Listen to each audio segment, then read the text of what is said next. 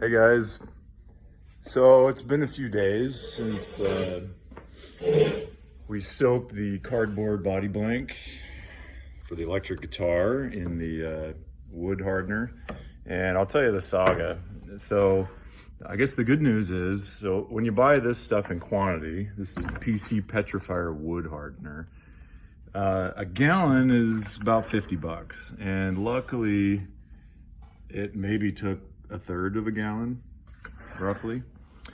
So as this stuff was soaking, I think I said in part one that I was going to do like 15 minutes aside, but my maker kind of spidey senses started tingling, and I was just like, nah, I don't think so. And I did less than 10 minutes. I probably did 7 minutes on the first side and then flipped it, and it might have been 5. And even that was probably excessive, because when I pulled it out, it was completely saturated, soaked. And unfortunately, I had glued these strips up into 2 subsections because I really wanted to get some light clamping pressure on there. And I don't know if you can tell, but there's a seam right here.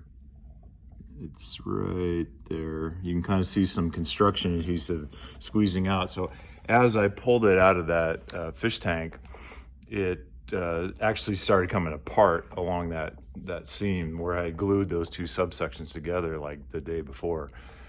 And so all I could think of was to grab some construction adhesive and rejoin those sides, and then again I put them in some clamps. And I'll insert a picture. I'll figure out how to insert a picture into the video here, so you can see what that looked like. And then as it dried, it started to cup. So there was like a massive cup in each of the subsections.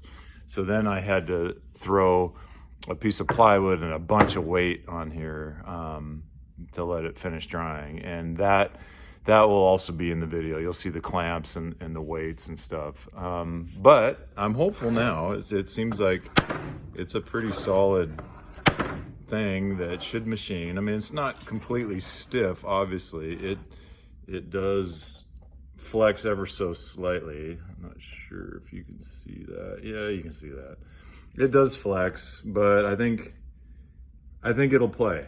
And of course, Fender did not reveal what they did, but they must have treated theirs with something.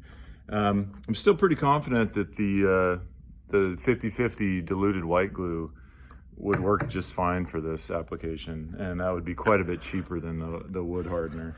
So if you want to try it and you're on a bit of a budget, I would try that. I feel pretty good about it.